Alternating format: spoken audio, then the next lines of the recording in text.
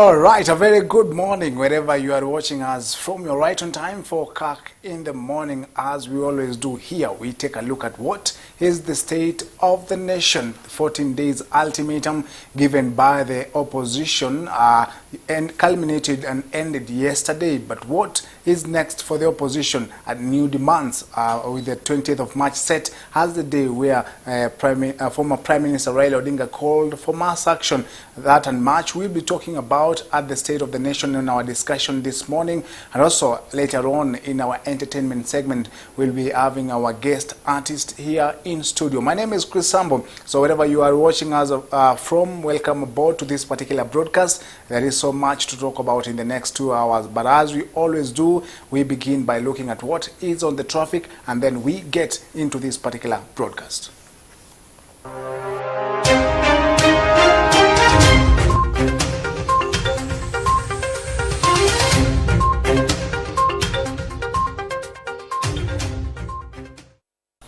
Right, it's just 8 minutes past 8 a.m. in the morning, so I'll be taking a look at what is happening on the major roads linking into the Central Business District. But just let's begin with Thika Superhighway on how it looks this morning. Thika Superhighway doesn't look so much good this morning, especially right at Muthaiga, all the way from KCA University all through to Muthaiga. Doesn't look so much good. According to my map, Thika Superhighway doesn't look so much good this morning. And just taking a look at yet another major road, that is Mombasa Road, which looks so good this morning, but just right after Bellevue and South Sea, there is a little bit of a traffic snarl up there, all the way leading to Haile Selassie Avenue. So if you can be able to avoid Mombasa Road, then it will be of your great importance this morning.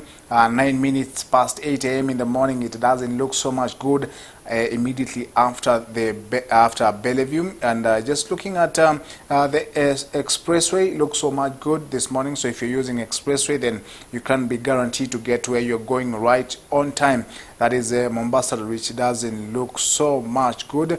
I'll be taking a look at yet another road, which is one of the major roads linking into the Central Business District. That is Ngong Road. Ngong Road doesn't look so much good, especially at the different junctions in that particular road, which descends to the Central Business District.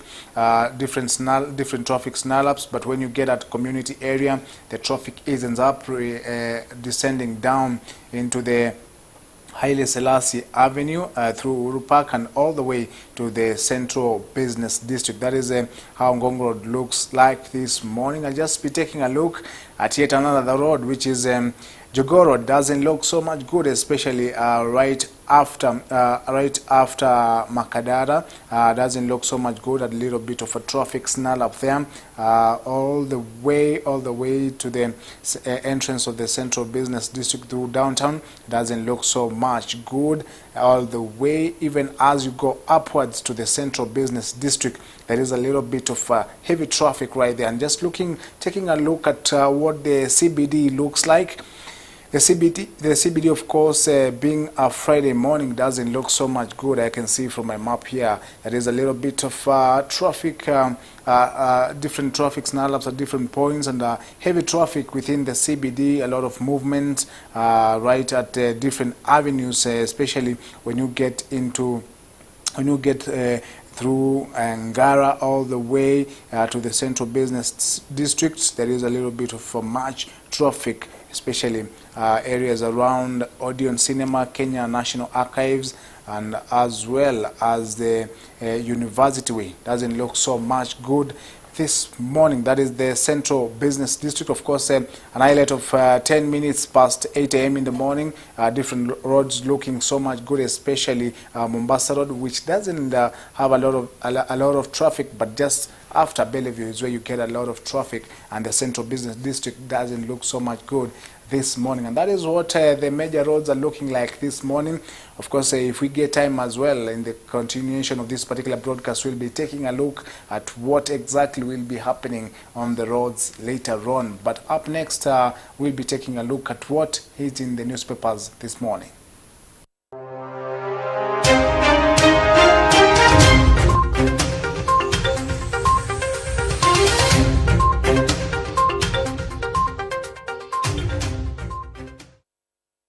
All right, and just taking a quick look at what is in the newspapers this morning, we'll take a look at the Daily Nation, and on top of the Daily Nation talks about Raila's D-Day, the face of Azimio leader Raila Odinga's 14-day ultimatum to President William Ruto to open poll servers and address the high cost of living lapsed yesterday, with the opposition chief threatening mass action and civil disobedience should his demands not be met. That is, the president was called his bluff, saying he won't be intimidated on who will blink first. Of course, that is the Daily Nation, which is talking about the 14 days ultimatum for the President William Ruto to be able to act according to what they want, and that is the opening of the poll servers as well as the address of the high cost of living. And just that is what the Daily Nation is talking about. But as we take a look at what today's Daily Nation talks about, is about that particular 14 days ultimatum on top of the page of the Daily Nation. That is March 10th, Friday. It's about the campaign of defiance after 14 days ultimatum.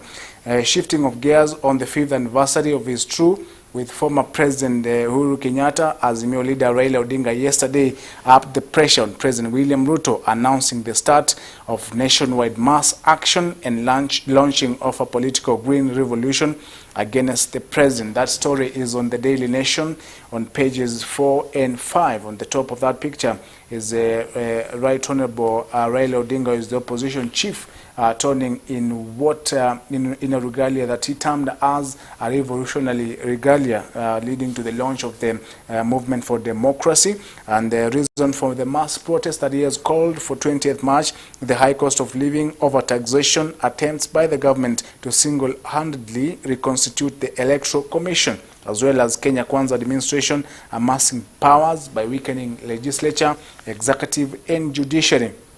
That is the demands, or rather the reason given by the opposition for mass protest, as well as creation of unnecessary and unconstitutional offices in the public service, as well as attempt to divide country along religious and sectarian lines. That is the story written by the Daily Nation on pages 4 and 5. That is what the Daily Nation has on its top page. And on page 5, of course, is a story also highlighted on the top page. Talks about cabinet secretaries will now appear before the National Assembly every Wednesday afternoon to answer questions after MPs approved amendments of the standing orders. That story is written by the Daily Nation on pages 5. And on terms of business, page 8 has the story on the fall and fall inside Tuskys last branch, the last of 63 outlets which the retailer had across East Africa in its heyday, stands out like a sore thumb. That is the story there on by the Daily Nation on the fall and the definite fall of the Tuskys supermarket. Just taking a look at what the Daily Nation talks about on page 3 is the tributes pour in for first elected female member of parliament, the first woman MP in Kenya, Grace Onyango, who was pronounced dead, and a lot of tribute now pouring in. President Ruto says she was a woman of great courage, while Mr. Odinga noted that she had many firsts, and that is a story that has continued to trickle Kenyans, and especially the women leaders, in bidding tribute to the first member of parliament in the country. And the in-depth of that story of Raila Odinga mass action call is on page 4. Page 5 also has a story there in depth of ministers set to appear now before the House after change of rules, change of standing orders, now allowing cabinet secretaries to appear before the National Assembly every Wednesday afternoon to answer questions on how they are conducting business in their respective ministries. And page 6 talks about Machogu, who is a minister for education, grilled over illegal city schools. That is a story there on page 6 of the Daily Nation. Page 8, an in-depth of the story about Tuskys. And just going behind the Daily Nation, just at the back page, talks about donor demands refund of stolen 40 million Kenyan shillings. The Health Ministry has admitted to the wrongdoings highlighted in Global Fund's report, and now donor demands refund of the 40 million stolen. In numbers, the 7.6 million is the amount of money stolen through fixtures printing services, while 3.2 billion is the total grant given to NASCO by the Global Fund. And that is a story there. You can read the back page of the Daily Nation, which talks about the Ministry of Health now under siege after donor demands refund of stolen 40 million Kenyan shillings. And that is what the Daily Nation is talking about. Let's take a look at quickly on what the Standard has. It has on its top page the inset of Raila Odinga and his core Azimio la Umoja leaders are talking about Raila set for protest, but Kindiki says try. That is in regards to the story of the 20th March given by the Azimio la Umoja for mass action. Azimio leader says the ground demos have started with March 20th climax in Nairobi, but interior CS Kithure Kindiki says he will have none of that, daring Raila to disrupt government services and face full force of the law. So it's a matter of wait and see what transpires in the next few days. The Standard newspaper talks about maize millers shut down after subsidy delay. Small and medium-sized millers have closed down after government delayed refunding money spent under maize subsidy program. And that is a story that has continued to cause an uproar in regards to how effective was that particular subsidy given by former President Uhuru Kenyatta and now President William Ruto, insisting that none of his government will be able to give any subsidy, but rather work on the long-term solution. New school uniform rules to rattle sector. MPs want counties to have distinct colors for uniforms and to standardize the price, where to buy them, and quality to ease parents' burden. That is a story there on page 9 of the Standard newspaper, and as well as page 10 of the Standard talks about the final bow of Grace Onyango, pioneer woman, who is the first member of parliament in the country. That is the Standard newspaper, but on its page 3 talks about how 2 words cost KRA 900 million Kenyan shillings, case against Coca-Cola company. That is what has been written on page 3 of the Standard newspaper, so you can be able to get that particular story at that particular page. Kindiki praises police on Matiang'i Road as Itumbi pushes for DPP action. That is a story there by the Standard newspaper on pages 4. Of course, the talk surrounding the presentation of former CS for Interior, Fred Matiang'i, who presented himself before the DCI, and Kindiki praises police on how they acted in regards to handling the former CS. And that is what the Standard newspaper talks about on pages 5. On page 7 is police officers forced to dig deep for funds to attend court cases. That is a story written by the Standard newspaper, that lack of proper facilitation of police officers attending courts to give evidence against accused person is hampering delivery of justice. It is now emerging that investigating officers who normally are expected to appear in court as state witnesses are finding it difficult because of transport challenges. That is a story there on page 7 by the Standard newspaper. And that is what the major newspapers in the country are talking about this morning. Of course, the highlight of that is the campaign of defiance, 20th March, given as the day of the mass action climax, which will be held in Nairobi, as opposition chief Raila Odinga announces massive procession set for Nairobi on the 20th of March. And that is what is the newspapers are talking about this morning. And remember, that will be our conversation this morning in a short while, as we take a look at what is the state of the nation. That is what is in the newspapers. Up next, we have news at this hour.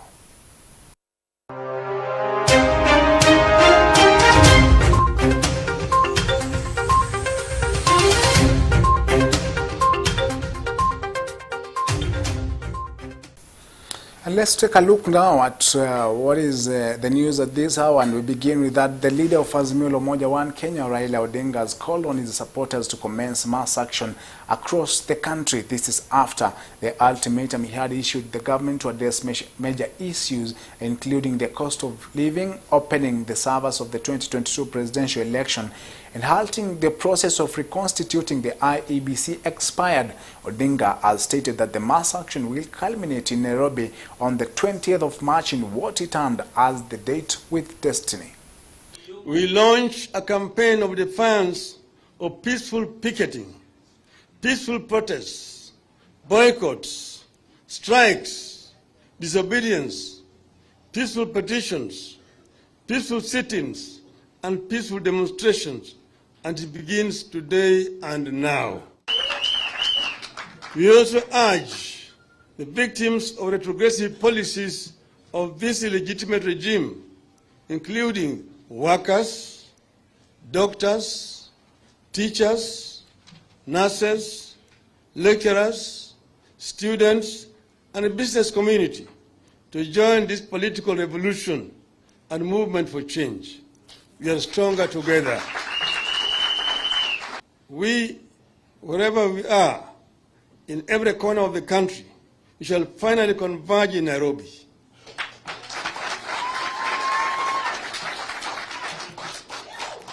Take note that on the 20th of March 2023, you have a date with destiny. An Interior Cabinet Secretary, Professor Kithure Kindiki, has warned that any individual who attempts to illegally access security and government establishments in any part of the country will be dealt ruthlessly. In a press briefing on Thursday, Kindiki warned the public and politicians against threatening officers on duty at government installations, terming it impunity. The CS cited the incident where Azimio leader Raila Odinga attempted to access the DCI headquarters on Tuesday, March 7th, causing a scene at the entrance where he had been blocked by security officers. The drama by rowdy people who claimed to be his supporters converged at this security facility and caused a commotion.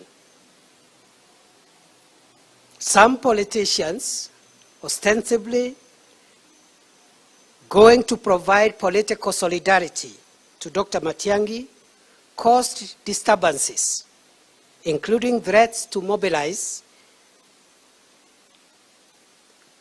people to forcibly access the DCI headquarters, and there is no greater demonstration of impunity than this.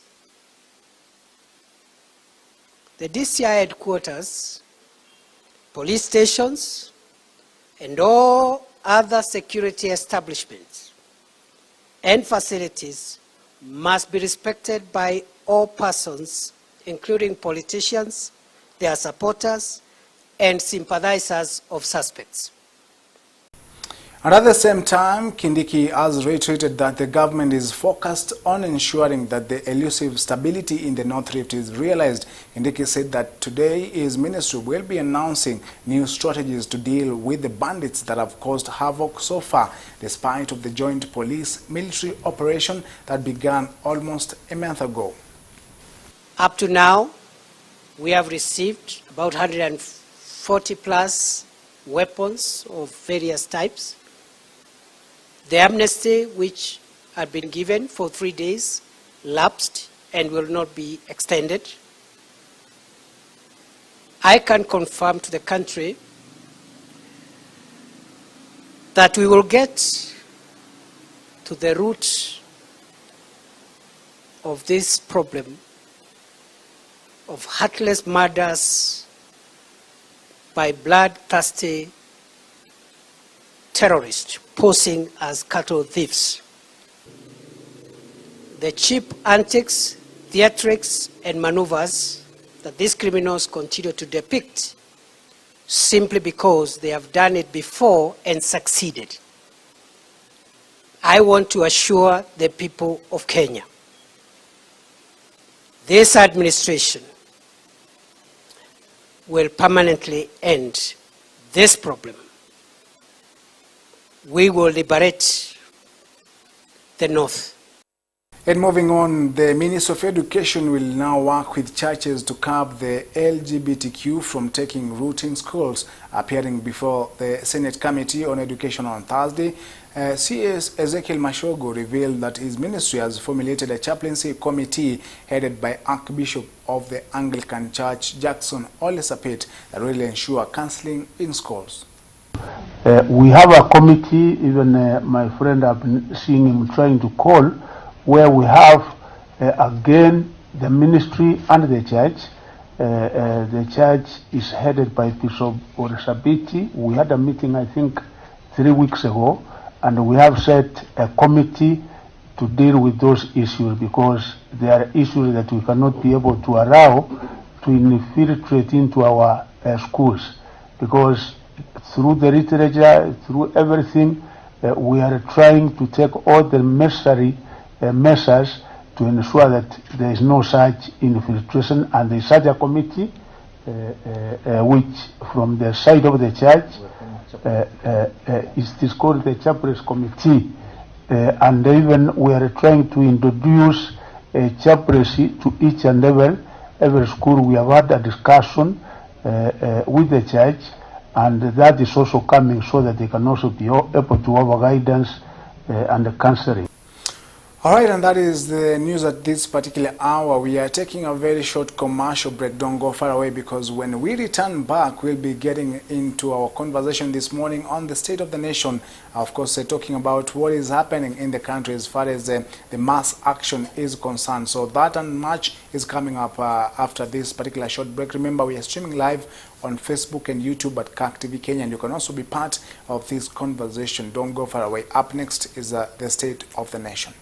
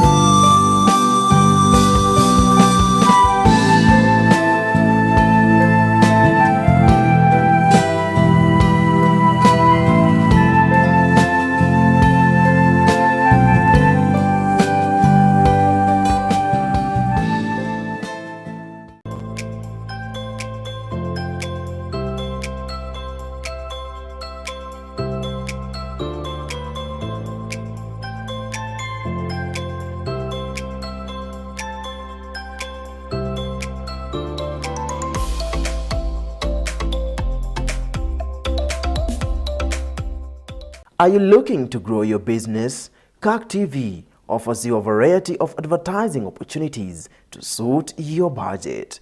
Advertise with us today and reach your potential customers countrywide. For more information, email us on sales@kirktv.org or call 011 00 90 647. We start a program that helps us to go on a journey to get to understand the ministers who are now retired, who spent most of their life in the pulpit and now are in the pew listening to others continue with the work of ministry. I have retired from now employment, the formal employment, but I have not expired we get onto a journey to understand their experiences and the things that they have gone through, the journey of their lives that can be helpful to those of us that are still in active ministry. And we can tap from their wealth of experience so that we can know how to continue with the work of ministry. Even the ministers we have today, I would like them to know there is today and tomorrow.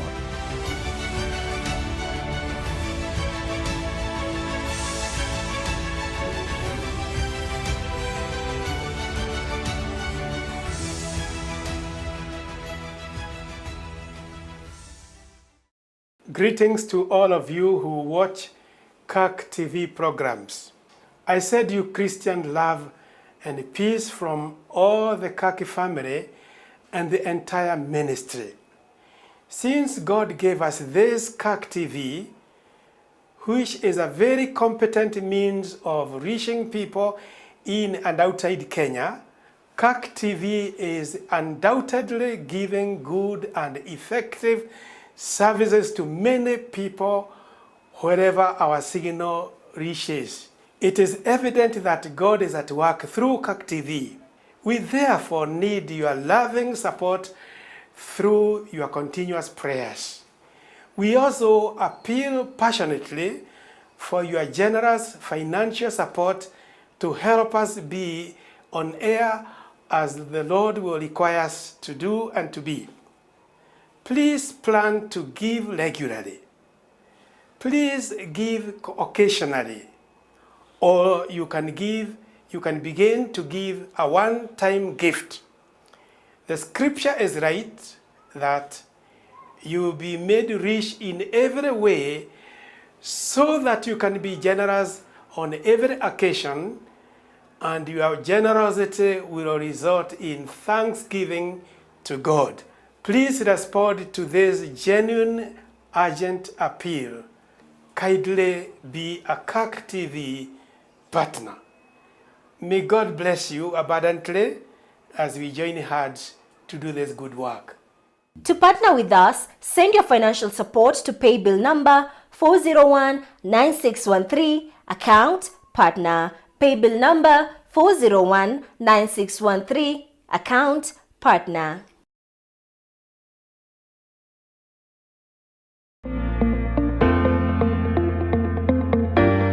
PCEA Enomatasiani Booth Boys High School is an ideal school for boys located in a quiet and serene environment, ideal for learning in Matasia, Kajiado County.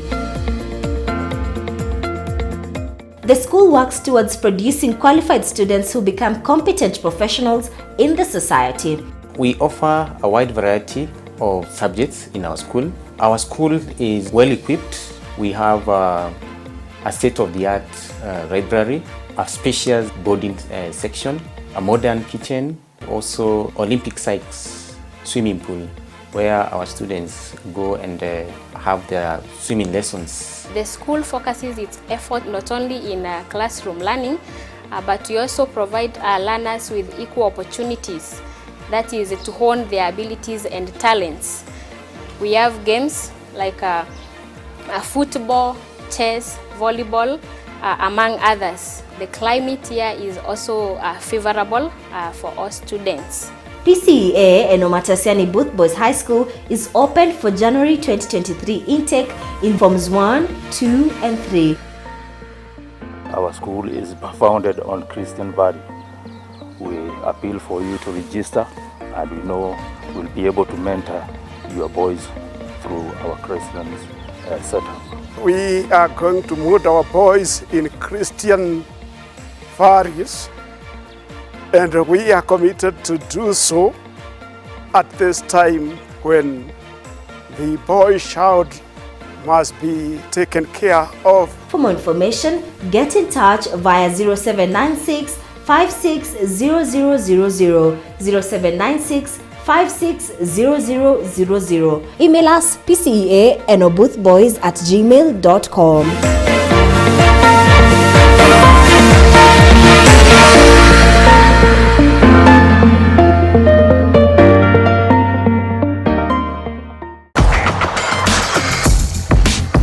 Greetings to all of you who watch Kirk TV programs. I send you Christian love and peace from all the Kaki family and the entire ministry. Since God gave us this Kirk TV, which is a very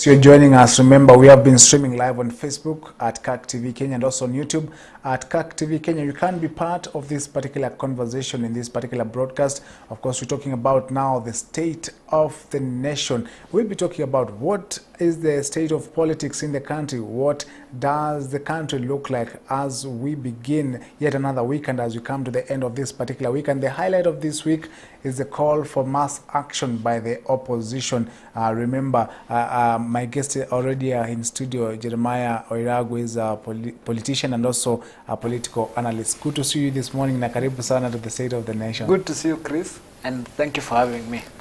Looking forward to quite an informative conversation. Definitely. And remember, our other guest, Joseph Kagai, who is also a leadership consultant and a political analyst as well, is on his way. He'll be joining us shortly as we continue with this particular discussion. But even before we take a listening to what the Azimio coalition had to say yesterday. Yes. Jeremiah, how has the week been for you? How have you viewed this particular week in regards to, you know, the happenings and each and everything in the entire week? It's really been an intriguing week. It's been a week of quote-unquote ultimatums, threats, sideshows, and probably worse to say, it's been a week of clout chasing. Yeah. What do you mean by clout chasing? You know, what I mean with clout chasing is the calls you're seeing right now for mass action is by a person who can compare to a Kenyan celebrity who's looking for views and relevance. So you have to clout chase because these calls really will go nowhere. Yeah. So you're saying it's a political clout chase? Yeah, it's a political clout chasing for relevance because you cannot tell me in 6 months you want to say there is an illegitimate government, that the government has not done anything in 6 months, yet we contracted them for 5 years, and the government is actually redoing a mess that has been there for 10 years. Yeah. And let's talk about political clout chasing. Let's take a listen in to what the Azimio la Umoja chief Raila Odinga said yesterday in his press. A campaign of defiance of peaceful picketing, peaceful protests, boycotts, strikes, disobedience, peaceful petitions, peaceful sit-ins, and peaceful demonstrations, and it begins today and now. We also urge the victims of retrogressive policies of this illegitimate regime, including workers, doctors, teachers, nurses, lecturers, students, and the business community to join this political revolution and movement for change. We are stronger together. We, wherever we are, in every corner of the country, we shall finally converge in Nairobi.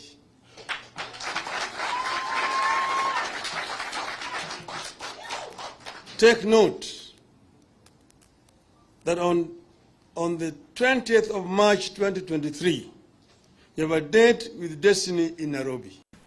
Right, and that is the Azimio la Umoja leader Raila Odinga giving new ultimatums, and he's talked about, you know, we've commenced the mass action in different places of the country, but we shall culminate in Nairobi on the 20th of March. What do you make of, you know, those remarks by the Right Honorable Raila Odinga? Raila Odinga is a master of his craft, and his craft has always, he's the master of opposition, and I think that's his craft. Because you can't tell me have you ever seen a peaceful protest? Maybe it begins this time around. How do you protest peacefully? It's And you know you protest because you are aggrieved. There can never be a peaceful protest, let's be honest with each other. And what Raila is doing, he's just being in his craft. He's trying to see, okay, now I can't get what I need to get, so I have to look for a way. And I know what he wants is a nusu mkate.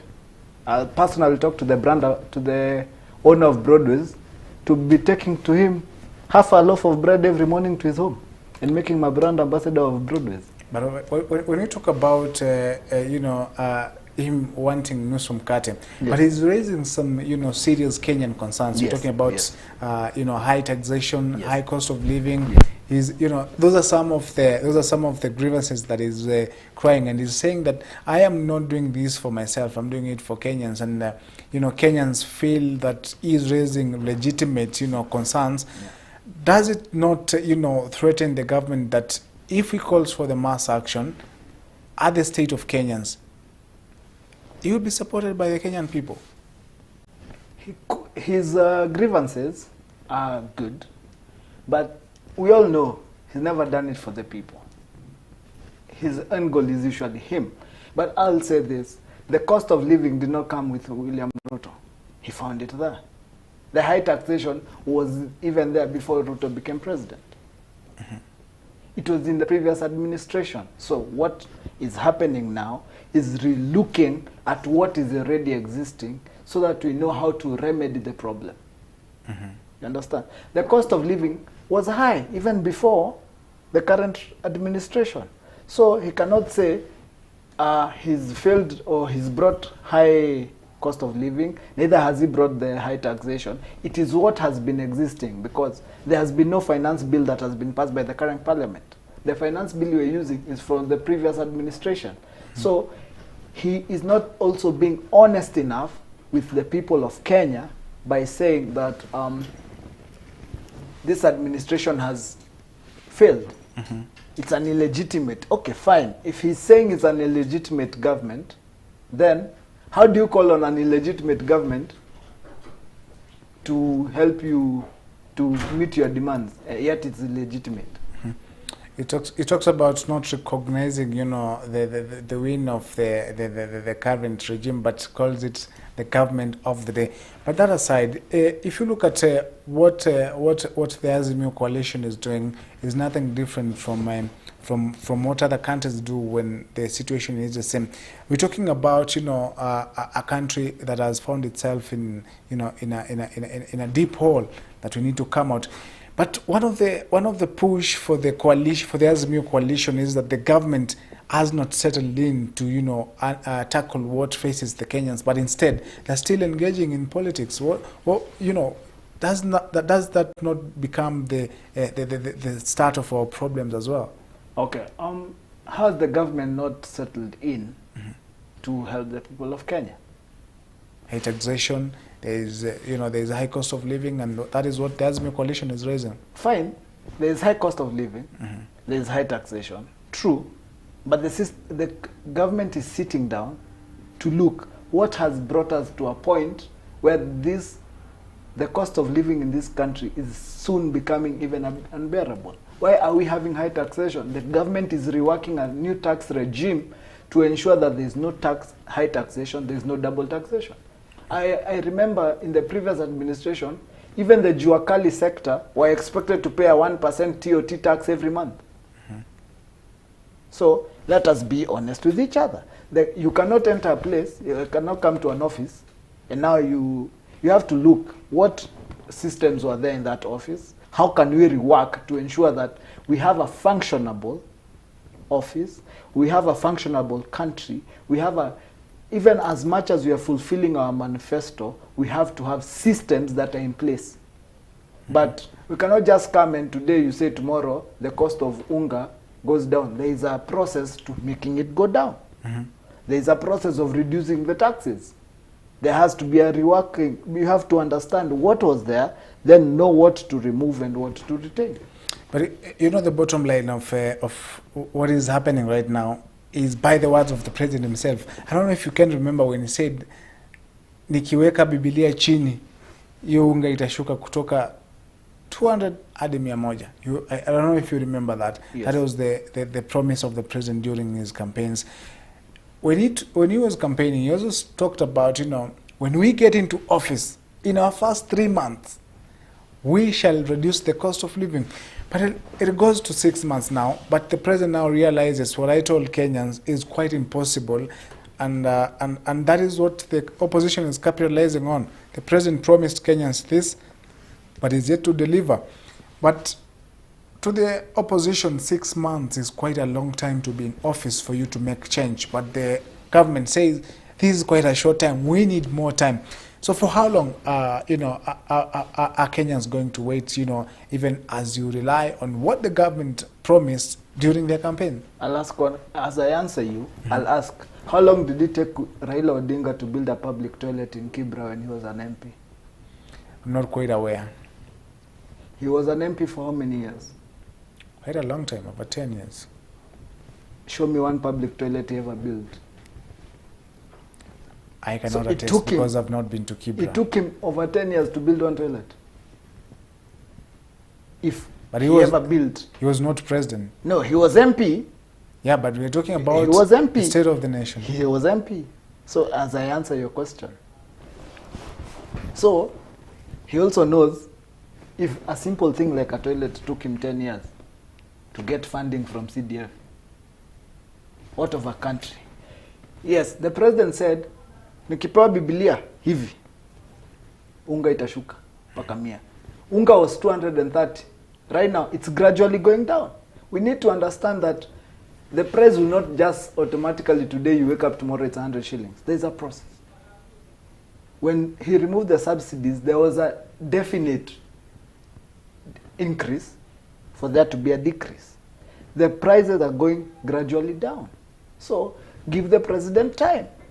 Because when he was giving that pledge, he was not expecting to find a country that was already 90% plundered. He did not expect to find what he found. So he knew if I got a better country from what I got in 90 days, we'll have started seeing improvement in the cost of living. But it is gradual. Let us not think that the cost of living is a switch that you put it on and put it off. It's gradual. And any person who does business knows there has to be an increase for there to be a decrease. And decrease and stability when for the cost of living to reach its optimum low and where we are all comfortable, it will take time. It's not a one-time thing. So therefore, let them trust the process. Let them simply just trust the process. 6 months, we are doing better. There are people who have taken it 2 years. And I believe even Raila himself would have taken 2-3 years to stabilize the economy of this country. Yeah. But when you talk about, give the government time, and the Kenyan and the opposition, it will actually be unfair for me to judge you on a 5-year contract for a 6 month. In 6 months, it will actually be unfair for me to give you a job for 5 years, but I'm judging you in 6 months. But it also counts because it's coming from a perspective of what the government promised. But when you look at what the government is talking about, give us time, give us time. But on the Kenyan people, the patience is running out because you can also see what the opposition is capitalizing on. It's capitalizing on the aggrieved Kenyans. Yes. So if we talk to these people in the language that they understand, and that is the language of high cost of living, high taxation, and the current state of the nation in regards to the government of the day, then we will garner support of the people. If you listen keenly to what the Azimio chief Raila Odinga, was talking about yesterday, he was saying that you are the people. We as leaders are ready to support you. So he's already insinuating that people are having inside protest, but now we are supporting you for open protest. But let's take a look at what this mass action will culminate to. It is a protest on the high cost of living and taxation. If 20th March comes in and the mass protests now continue happening, will that coerce the government, to perhaps make some of the changes that have been called off by the Azimio? Another call is return of subsidy, but the government has defied that we are not going to return any subsidy. But will this mass action get them into their knees? I will ask one question. When you boycott services, when you boycott products, what do you do to the economy?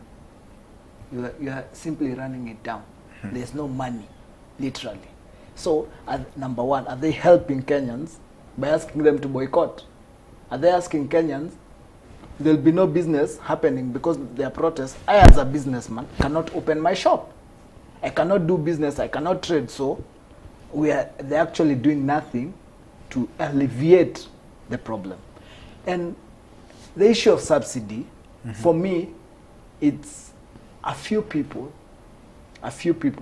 are getting the subsidies, of which the subsidy is not sustainable. Look, we removed the fuel subsidy. Yes, the price went high, but if you've realized, the prices are started stabilizing and they will soon start going down. Subsidy is not a solution because how long will you give subsidies? It's a global economic problem. That's why we even have a shortage of the dollar. So there's nothing, subsidies is not the way to go.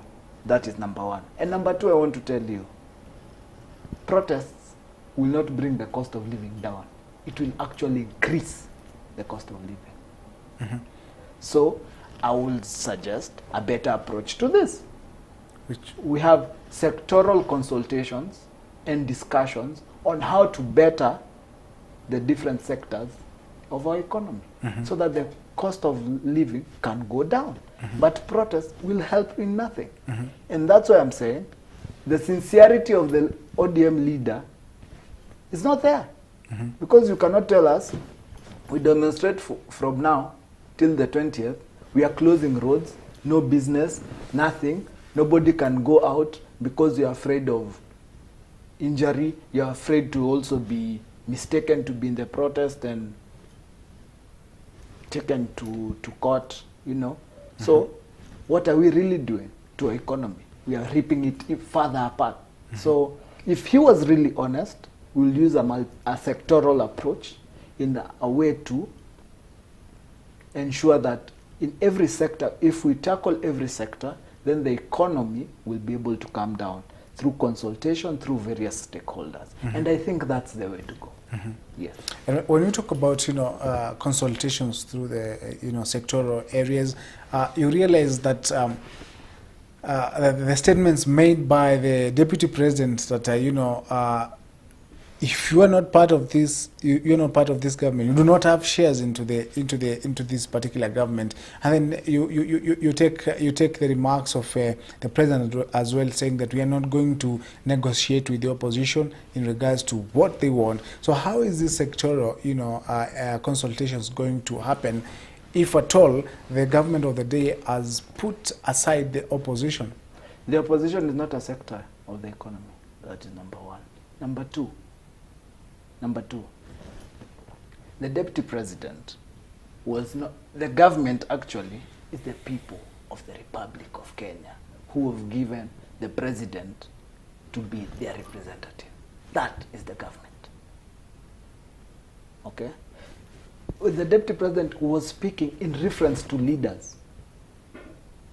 Okay? But the government is the people because the sovereign power is of the people. The president and the deputy president are just custodians of the same government that we've given them. That is why it's called a democracy. Okay?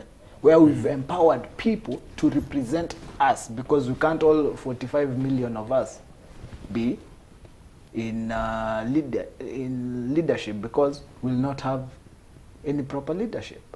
You see? So, Azimio, what the opposition want simply is oppositions. That one we know. And we've always known. That has always been the game plan. Okay? Every time, we are not okay, come to the table, let's discuss, this is what you get, we move on. And that has always been their game. You see, I'll say, Azimio are political narcissists. It's like that lover who's insecure, that when they see you with another person, they get jealous. They're political narcissists. And that is why they thrive in chaos, they thrive in confusion, because honestly, we even said, let's help Raila Odinga, let's give you an official, a constitutional office, the office of the leader of opposition, so that you can conduct your opposition. You can conduct your duties as a leader of opposition fairly. But a leader of opposition, do you call for protests? A leader of opposition, do you lead mass actions, yet you are holding the government? Holding the government into account is not telling you to take the country to anarchy. You understand? So I think the pronouncements made by the deputy president and the president is saying, I'll be firm this time round, you will not get what you want, because what they want is positions. But if they bring a conversation of how can we help the people of the Republic of Kenya, I think that's a conversation the president will have. You understand? Okay. But don't come with the conversation or a discussion of mimi napata nini, because that has always been the conversation.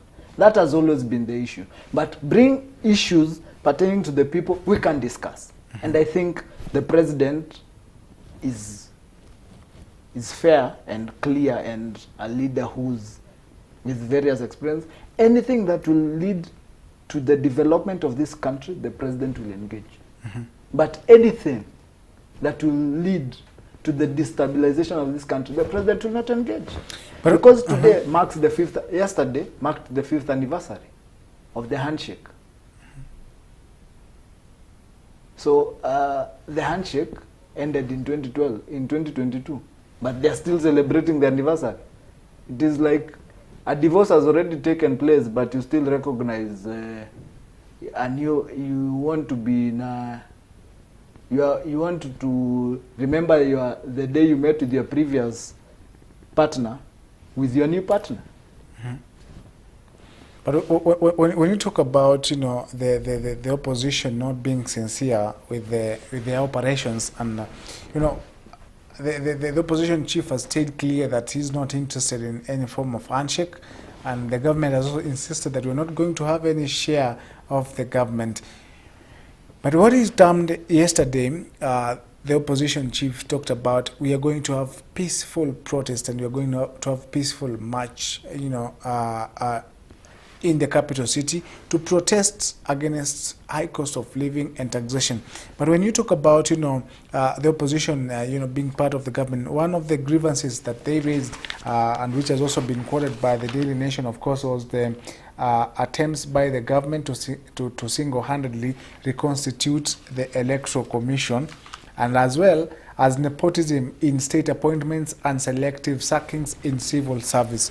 The Azimio Umoja, you know, is talking about first what happened to the 4 IEBC commissioners as well, and you know the immediate sacking of some of different sectoral leaders who are perceived to be allied to the former regime, especially when you look at also the KRA, the former director relieved of his duties as well. The IEBC commissioners sent out of that particular commission. That is what the Azimio Umoja is coming from, that the government has decided that they are going to do things just as they are, and they're not going to even involve some of the leaders in opposition. Okay. I understand, but this is the question. The president is the leader of government. He knows who's best suited to be where. Okay? So he's at will to appoint whoever he feels is the best person to take or to enable him achieve what his plan is for according to his manifesto. So he will appoint whoever he feels is best placed. So I don't think that's a problem. Even Raila Odinga will still do the same. He'll still do the same. But does that mean, you know, the immediate sacking of, you know, leaders not as affiliated to the government? If you are not competent you are removed. So I believe the president is not sacking people who are not allied to him. The president is looking at competency, is saying, is this person competent enough to ensure that we achieve part of what our manifesto is? It's a matter of competency. I don't think he's doing it to vilify the previous regime. When you talk about competency in reference to, the IEBC commissioners, because that is one of the issues that has been raised by the Azimio la Umoja coalition, the way they have been dismissed, and the last one being Irene Maset also being suspended. And if you look at the surrounding and the entire conduct of their cases was a matter of political reach and according to the opposition. You see, IEBC, number one, the commissioners resigned. Only one failed to resign, and that is Irene Maset. Okay. Number two, what these IEBC commissioners did would have plunged this country into war. Okay? So it is not political witch hunt. It is misconduct. It is abuse of office. And according to law, if a commissioner does gross misconduct, a tribunal is put in place to give recommendations and to investigate and come up with findings whether this person indeed conducted a gross misconduct or the person should remain. So the president it's not a political witch hunt. It's because you saw what happened on the day of announcing the election. You saw that would have easily plunged the country. There was a section that was pro and others were anti. And look, the funny thing, the Cherera 4, the speech they read is the same speech Raila Odinga read. But also, if you talk about that, the same the head of that tribunal that was set to investigate this particular IEBC commissioner was the same judge, that was rejected by the previous regime, the handshake regime, that of Agri Mushelule. The President Uhuru Kenyatta refused to, ascend him to the Court of Appeal, and of course citing some, affiliation to President William Ruto. But then immediately President comes in, the judges are sworn in, he's also made the head of that commission. That is where the basis is also coming from. But you said a very good point. The reason why Uhuru did not appoint him is because of his affiliation to William Ruto. Yeah, as a judge. As a judge. Yes. So was that a basis of not appointing a judge? Yes. Is that basis enough of not appointing a judge because they're affiliated to your deputy? They're not supposed to be affiliated constitutionally. But who said he was affiliated? Because he probably seemed to look in a certain direction? No. It was a report that was also tabled by a competent, organ of the government, the NIS, to the former president Uhuru Kenyatta, that the judge was biased. The question is, in this tribunal, was the law followed? The law was followed. Therefore, it's not Muchelule who removed Maset. It's the law. So, it's not, you see, you can argue about the referee, but the rules remain, whether the referee is on your side or not. They're talking about the constitution of that particular, panel being pro-government and in there with an agenda to wipe out all those IEBC commissioners that went against the chairman. So do you think if another judge, the tribunal was led by another judge, the commissioners would be in office? Perhaps not the entire judge. They are talking about the constitution of the entire panel. You see, you can never have a perfect panel. Everyone will feel, mi bado, kuna mtu yangu hapa hayuko, lazima ndio if panel ikuwe panel, my person has to be there. So let's be honest. The president followed the law and appointed the people he believed can run this tribunal. Okay. Not all of us, even if you told me to run the to be part of the tribunal, probably I would have been of no effect to it. So the president looked at the competency and in his own wisdom decided who will be on the panel. So we cannot question his wisdom because he knows the parameters he was looking at.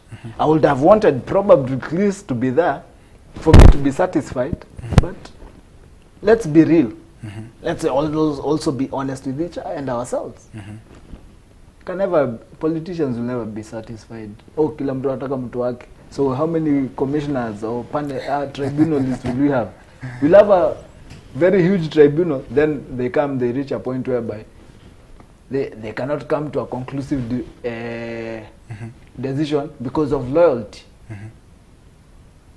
I think on that particular note, we're going to take a very short commercial break, and then we return back to continue this particular conversation. Remember, we are streaming live on Facebook and YouTube at Kirk TV Kenya. You can send in your contribution and weigh in this particular conversation. We take this short commercial break, but when we return back, we get into our final part of this particular discussion.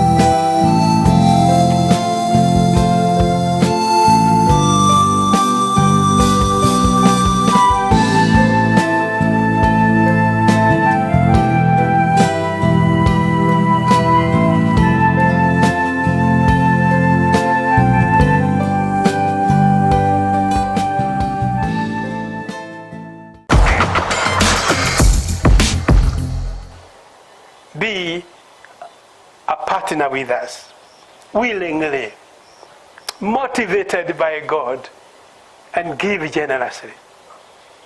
Give generously. And this will be a partner, and please again I plead with you, support Kirk TV. One, by appreciating it, turn on to it so that you watch what is going on, and do give us some comment, whether you write or you SMS or whatever, do make some comment, so that whatever we do, we need to be encouraged. We want to hear from you, talk to us, and there are ways of doing so. The reason why I'm saying this, it is emphasis, even by your financial support. Every contribution you give will keep us tuned on, and be in the air, so that anytime you turn on, we are there. We will be getting help from you, and the good Lord will be speaking to us, and we shall be in the air. To partner with us, send your financial support to pay bill number 401-9613, account partner. Pay bill number 401-9613, account partner.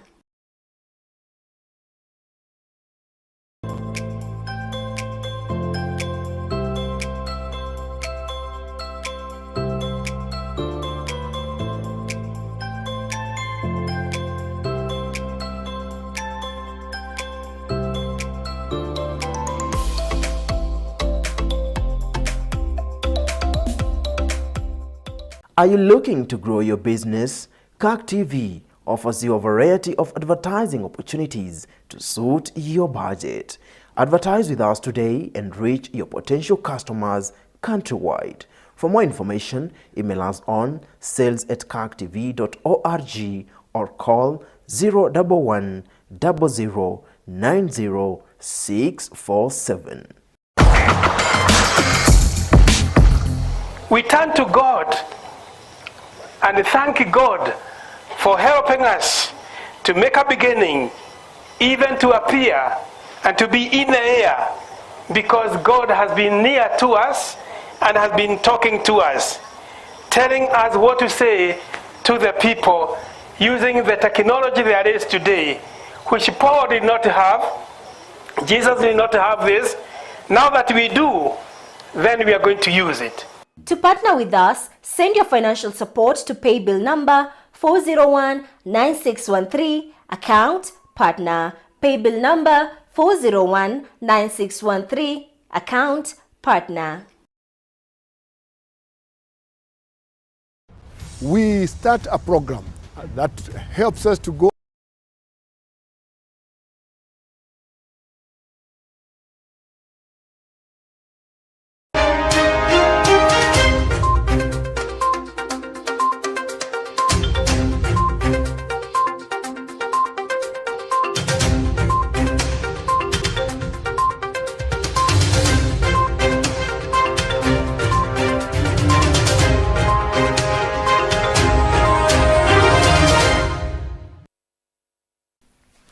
All right, welcome back again as we continue with our conversation this morning on the state of the nation. We're talking about the 20th March culmination of the mass action given by the Azimio la Umoja coalition, of course highlighting what that means for the country. Just coming back, Jeremiah, yes. We were talking about, the state of that particular mass action and its consequences. The government is talking about the consequences of it not being a peaceful protest, but the Azimio la Umoja says, or rather hold the position that we are going to have peaceful protests to compel the government to, to perhaps act on some of the issues that we've raised. Yesterday, the Cabinet Secretary for Interior, that is Kithure Kindiki, talked about, we are daring you, because if you dare make any of those protests, we are going to descend with you with all the full force of the law.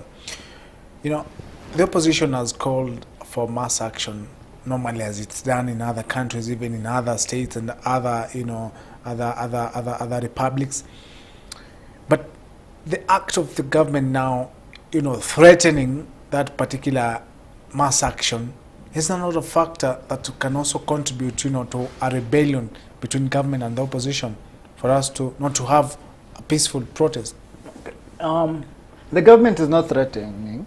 What the government is doing, it's a matter of precedence. Looking at history, and the president Raila Odinga has made, he's never had any peaceful protest.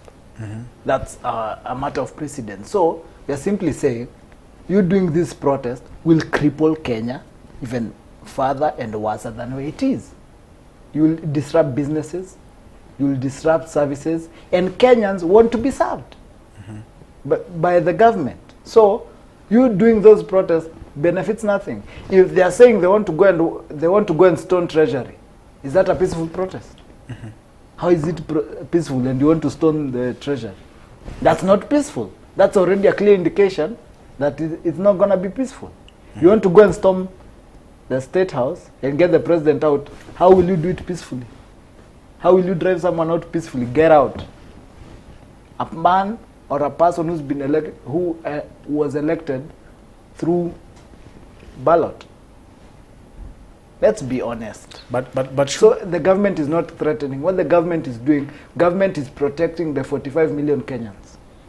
The men and women who wake up very early to go and work and earn a living, to be able to even afford the food, to afford a basic life. Yeah.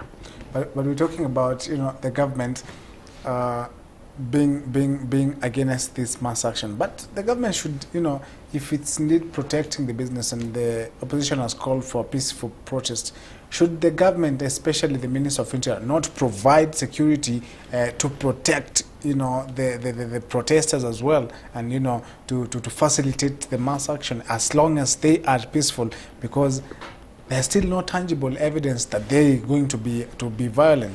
It's also a matter of precedence, as I said before. It's a matter of precedence. Raila has never had any peaceful protest in this country. Look, everywhere they go, there's either looting, there's either damages or to vehicles and everything. Yes, if they want to be given security, they have to they go through the proper channels and not doing pressers. Inform the police, inform the administration, give notices, and look, the Mitumba people were doing a peaceful protest, right? But they had to be dispersed. Why? Because did it follow the right procedure?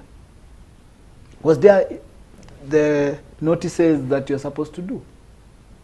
Okay?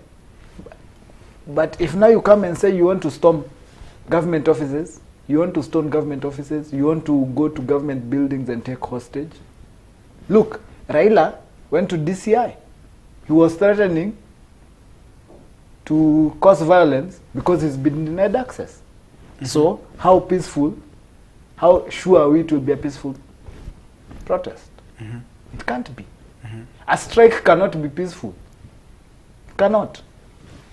But it's talking about a peaceful march to compel the government.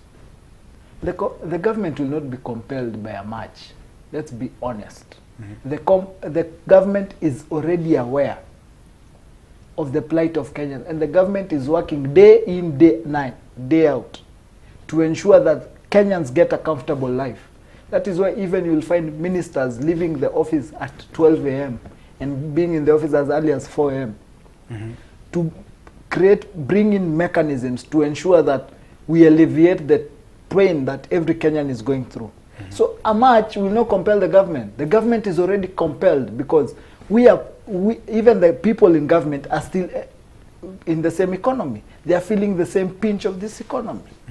Businessmen, people in government who are doing business, they are feeling the pinch of this high taxation. So the president is not exempt from the current economy. So he feels it. And I believe we constantly make him aware. We constantly remind him, we need to work on this. And that is the president, that's what he's working on. Parliament right now is preparing a finance bill to ensure we have proper taxation, to ensure that the cost of living goes down. The government has initiated fertilizer, subsidized fertilizer, so that there is food production. Because there is drought right now, there's no food production. So if we increase our output in food production, then even the prices will go low. You get? The prices will get lower because there is production. There is supply and demand. But if we cannot say the government will be compelled through a simple march. And even if they march today, tomorrow unga will not be 100 shillings. It will drastically go down. It was 230. Right now unga is around 180 shillings. And it will go down, go lower until it reaches the ideal place. So protest is not the way to go. What happens now if the protests, or rather the peaceful mass action, are actualized on the 20th of March? We know Raila Odinga, he will not. What makes you say that? He will not. What makes you say that? Because they have already issued an ultimatum, and not him alone, but the entire of the Azimio la Umoja coalition. Let me tell you, we are used to being told, ultimatums, we were told to boycott Safaricom, boycott what. Those are gimmicks and tactics that we are used to. So his ultimatums also are not making sense. How do you give the government 14 days ultimatum also to reduce the cost of food? It's not a switch that you put on or a meter you go and readjust and it starts reading. No. We know. We've seen him. He said boycott. Oh, there was a time he said we boycott Safaricom. You remember? There was a time he said we boycott Brookside. You remember? He won't. He won't. As long as it will disrupt lives, it won't. And I want to tell Raila, do the demonstrations anywhere else. Don't bring it in Nairobi. The governor of Nairobi, he's working so hard to make sure Nairobi is clean, has a conducive environment for business. And then you want to come and disrupt that? make it dirty, leave it even worse than the way you found it. Really, let's also be fair to Kenyans. The march will not bring the... You'll march today, tomorrow still unga will be 180 shillings. Yeah.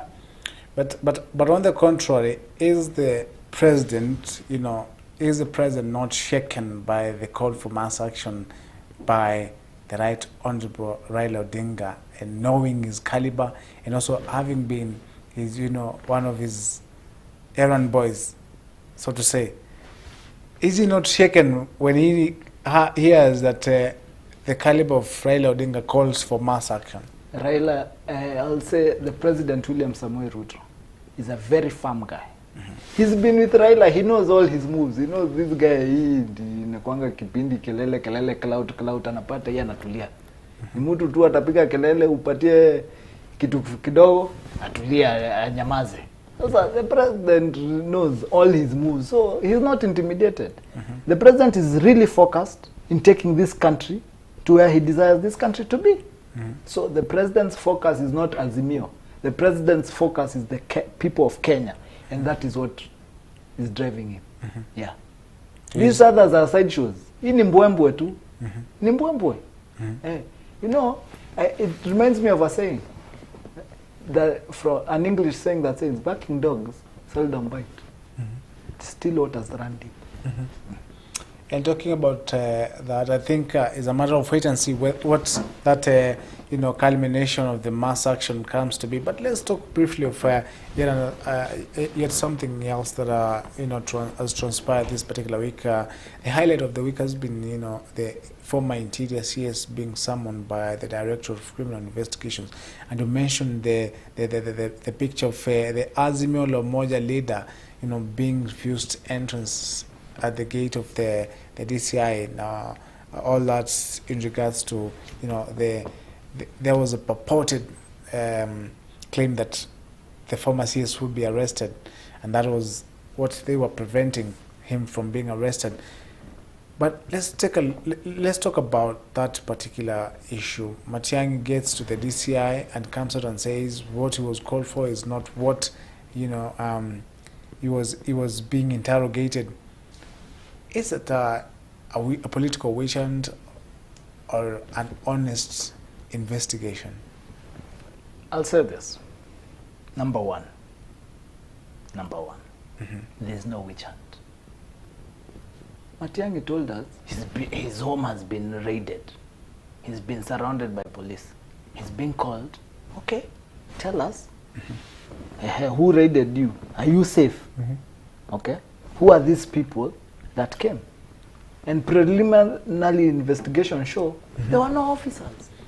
So number one, tell us what was this happening? Okay. The guilty are afraid. Why did he have to go for anticipatory bail? What makes him more superior than any other person? You understand? So he's being asked, by the way, you said, if today I claim I have officers, a battalion, a contingent of officers outside my gate, and there are no officers, that is a recipe for chaos. My supporters, my people will retaliate. So I think it's not a political witch hunt. It is a mistake of his own creation and his team. But and Baba, and also you asked something about Raila going there. Raila is not an investigator. What was he going to do? He has no power to say he cannot be arrested. Nobody is above the law.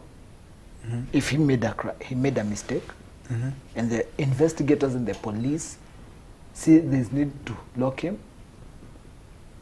He was not an investigator. So what is he going to do? Why is he going to see the director of DCI when Matiang'i is being grilled? Why can't he see him any other day? Why didn't he go yesterday? Why did he have to go on that day? If he's really honest, he wanted to see the director, why hasn't he gone any other day? Why did he threaten? Why was he trying to intimidate the officers? His main intention of going at DCI was to intimidate the investigators. The way we were seeing him intimidate a junior officer who's been given instructions. Talking about that, they're talking about his lawyers and the Mateng lawyers was talking about 30 minutes of questioning, but 7 hours of stay at the DCI, that the DCI perhaps was getting orders from somewhere else and they were not acting in their own operations and wisdom. Just quickly as we conclude. Okay, I'll say the president has deliberately made the police autonomous. So that the days of calling, hey, we are fungia, ended. That's why he's made the police autonomous. It is in the own wisdom of the DCI to keep him there for 7 hours. Probably they needed more.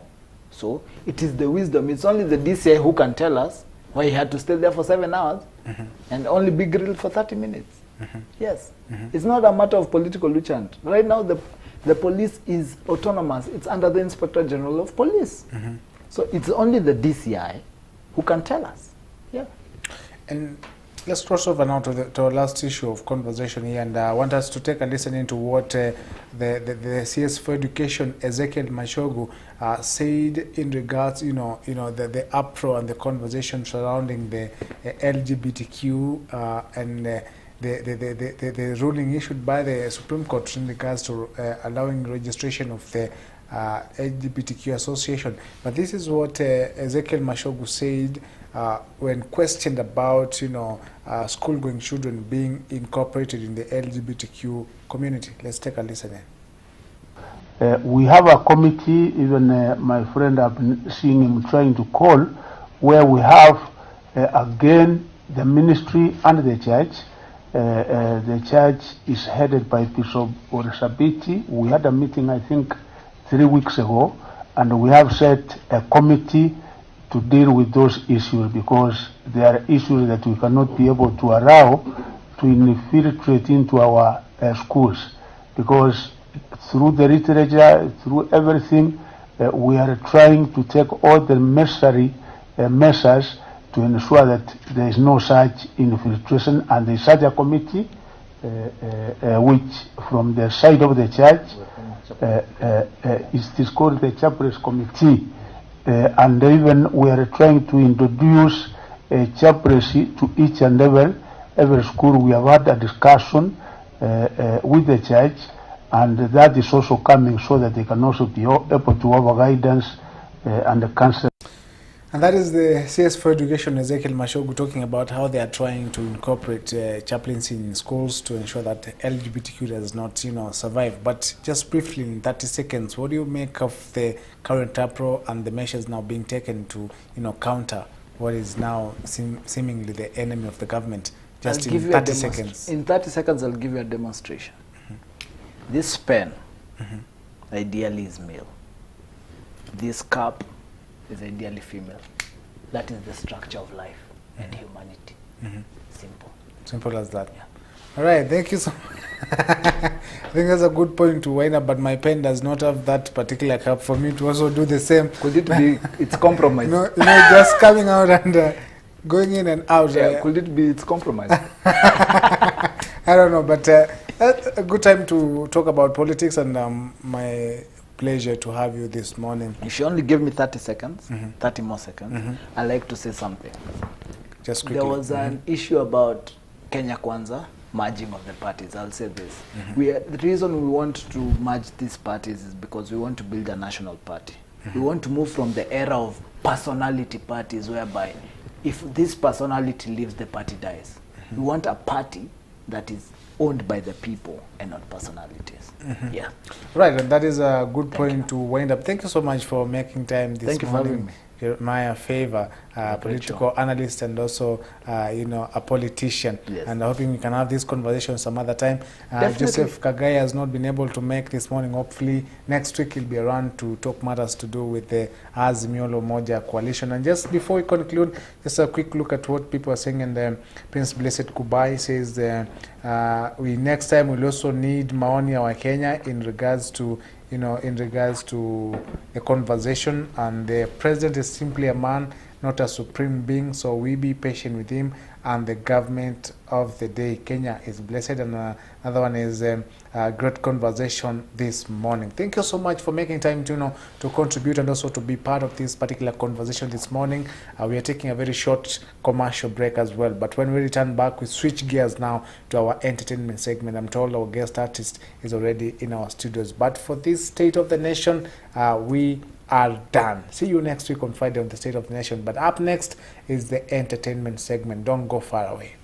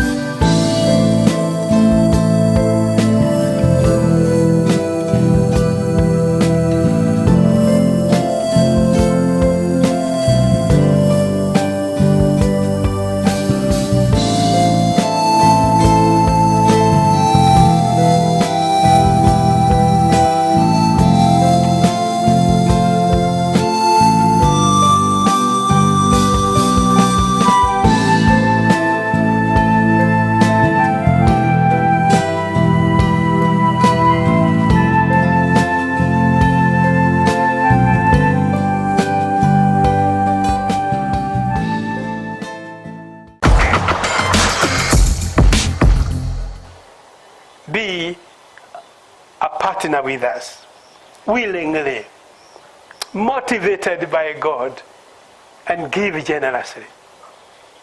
Give generously. And this will be a partner, and please again I plead with you, support Kirk TV.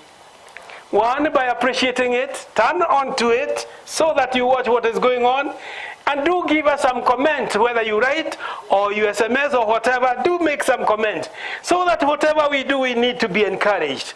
We want to hear from you, talk to us, and there are ways of doing so. The reason why I'm saying this, it is emphasis, even by your financial support. Every contribution you give will keep us tuned on, and be in the air, so that anytime you turn on, we are there. We will be getting help from you, and the good Lord will be speaking to us, and we shall be in the air.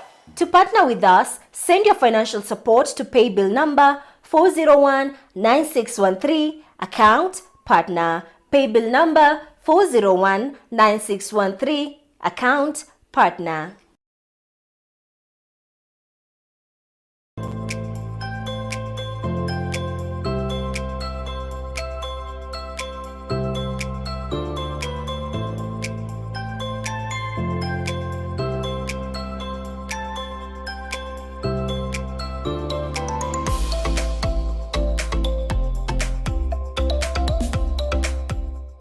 Are you looking to grow your business? Kirk TV offers you a variety of advertising opportunities to suit your budget.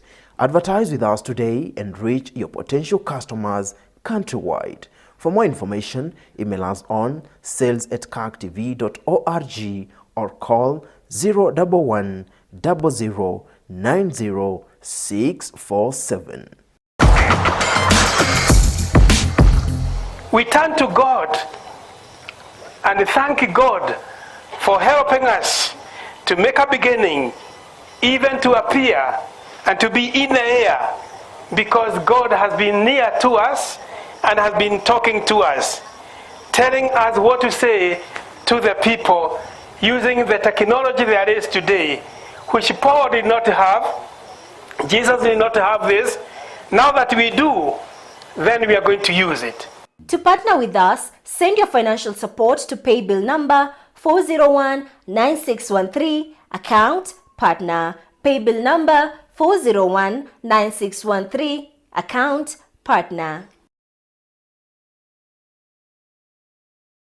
We start a program that helps us to go on a journey to get to understand the ministers who are now retired, who spent most of their life in the pulpit and now are in the pew listening to others continue with the work of ministry. I have retired from now employment, the formal employment, but I have not expired.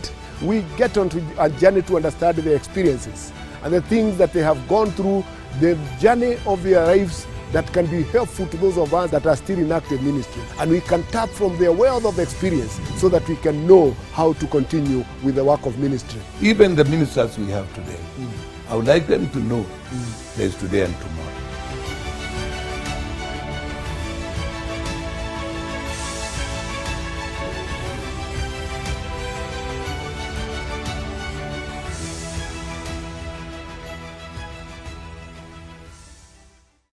Greetings to all of you who watch Kirk TV programs. I said you Christian love and peace from all the Kirk family and the entire ministry. Since God gave us this Kirk TV, which is a very competent means of reaching people in and outside Kenya, Kirk TV is undoubtedly giving good and effective services to many people wherever our signal reaches. It is evident that God is at work through Kirk TV. We therefore need your loving support through your continuous prayers. We also appeal passionately for your generous financial support to help us be on air as the Lord will require us to do and to be. Please plan to give regularly. Please give occasionally, or you can begin to give a one-time gift. The scripture is right that you will be made rich in every way.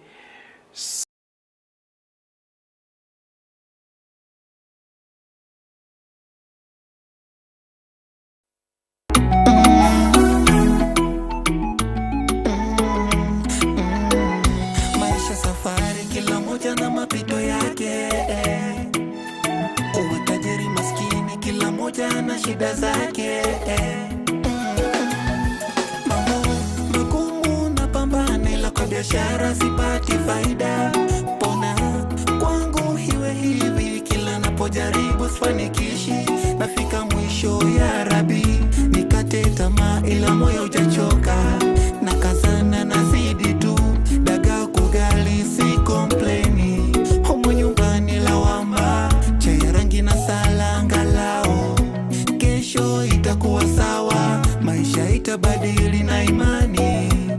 Nifanye nini niondoke hizi tabu maishani, niende wapi niende wapi mimi jamani, nifanye nini maishani, jurasi tamani toroke nyumbani, nikielekea sipojua nadhani penzi lina thamani, nimechoka jamani, nifanye nini mimi maishani, jurasi tamani toroke nyumbani, nikielekea sipojua nadhani penzi lina thamani, nimechoka jamani, ningejua kasingetembeaga nao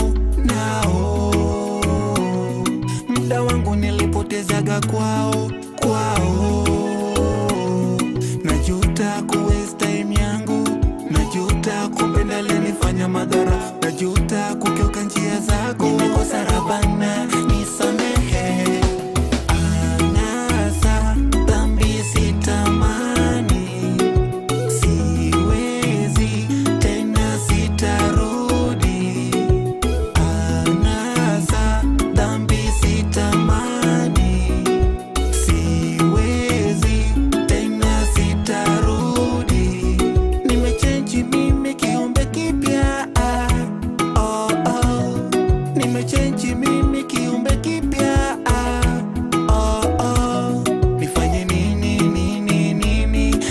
niondoke zitabu maishani. Niende wapi wapi wapi, niende wapi mimi jamani? Nifanye nini mimi maishani? Jura sitamani toroke nyumbani.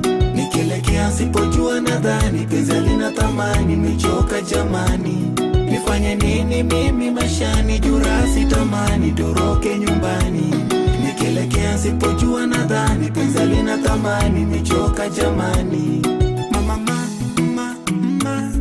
mama mama mama mama baba ba ba ba baba ba ba ba mama mama mama mama mama mama baba ba ba ba baba ba ba.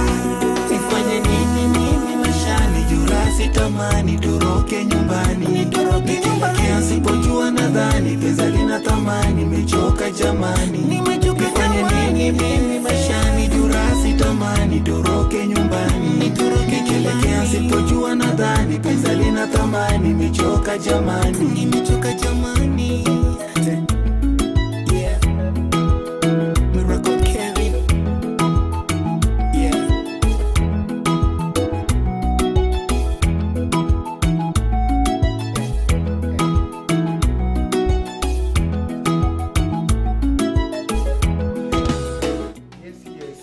Karibu sana bana. Good to see you man. Nashukuru sana. Hiyo ngoma imetoka ni gani sasa? Hiyo ngoma imetoka. Inaitwa Nifanye Nini? Nifanye nini? Hebu tupige cover moja hapa. Maana watu wanasema hatari hiyo. Acha niopige. Nifanye nini mimi maishani? Jura sitamani toroke nyumbani. Nikielekea nsipojua nadhani penzi lina thamani, nimechoka jamani. Nifanye nini mimi maishani? Jura sitamani toroke nyumbani. Nikielekea nsipojua nadhani penzi lina thamani, nimechoka jamani. Ningejuaga singetembeaga nao muda wangu nilipotezeaga kwao. Najuta ku waste time yangu, najuta kupenda walonifanya madharau. Unajuta walifanyia madharau. Kwa biashara sipati faida.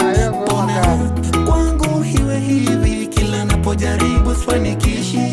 Nafika mwisho ya Rabi, nikate tamaa ila moyo hujachoka. Nakazana nazidi tu, daga kugali si kompleni. Homo nyumbani lawamba, chai rangi na salanga lao. Kesho itakuwa sawa, maisha itabadili na imani. Nifanye nini nini nini? Niondoke zitabu maishani. Niende wapi wapi wapi, niende wapi mimi jamani? Nifanye nini mimi maishani? Jura sitamani toroke nyumbani. Nikielekea nsipojua nadhani penzi lina thamani, nimechoka jamani.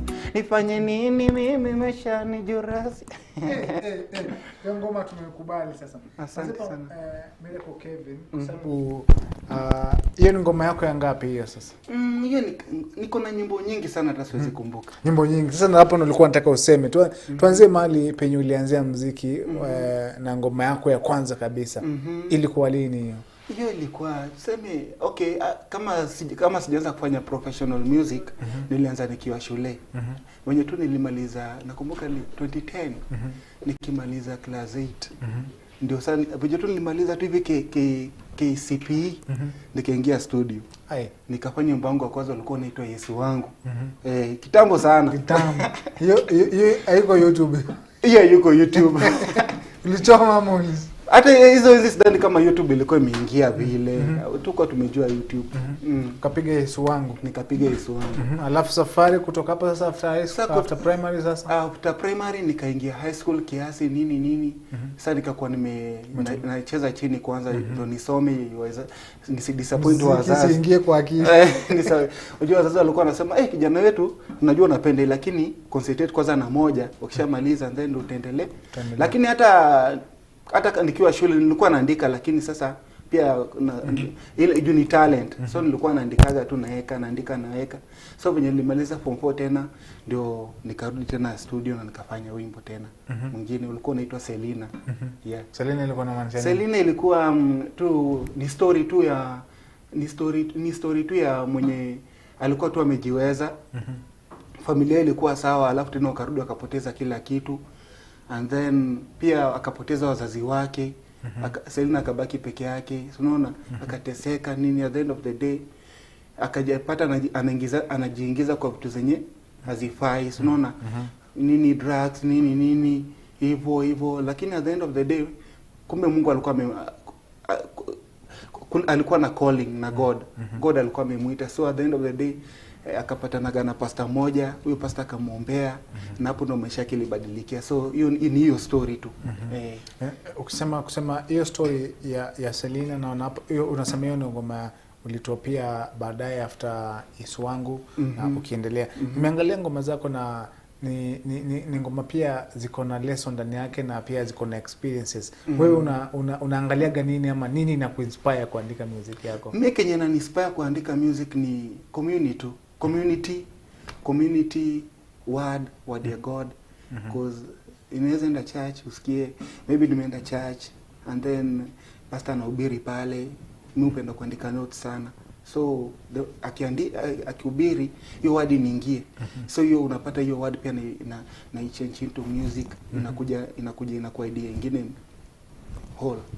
Yeah, alafu hapo hivyo sasa song inatokea pia.